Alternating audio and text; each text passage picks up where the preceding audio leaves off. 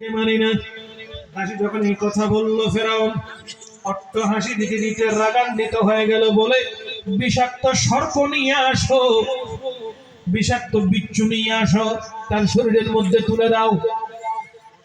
ওই দাসী বলে, ফেরাউন যত কষ্ট দিবে দাও, তোমার কষ্টগুলো আমার কিছু যায় আসে না। আমি যার জন্য কোরবান তিনি তো স্বয়ং আল্লাহ পাক রব্বুল আলামিন। তিনি কে? আমি যার জন্য কোরবান তিনি কে? এইবার ফেরাউন আরো রাগান্বিত হয়ে ওই দাসীর 5টা সন্তান, কয়টা? তার মধ্যে একটা সন্তান ছিল ছোট 6 মাসের দুধের সন্তান, সবাইকে নিয়ে আসা হলো।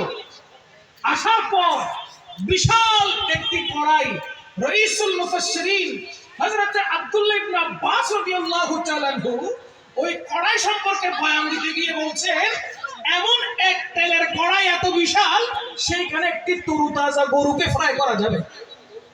তার মানে কত বড় হতে পারে? বিশাল এক কড়াই, সেখানে একটা তরুতাজা গরুকে কি করা যাবে? ভুনা করা যাবে, ফ্রাই করা যাবে, এত বিশাল। ফেরাউন তার সন্তানদের মধ্যে যে বড় সন্তান, ওই সন্তানটাকে তেলের মধ্যে ছেড়ে দিয়েছে।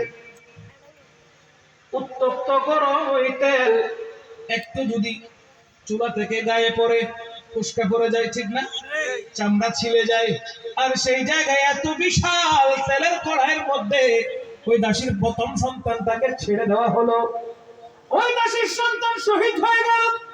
এইভাবে বারবার ফেরাউন বলতে লাগলো, যতক্ষণ পর্যন্ত আমি ফেরাউনকে তুমি প্রভু হিসেবে মানবে না, তোমার কোন সন্তান বেঁচে থাকবে না, তোমার বংশকে নির্বংশ করে দেব, তোমাকেও এই কড়াইয়ের মধ্যে ফেলে দেব।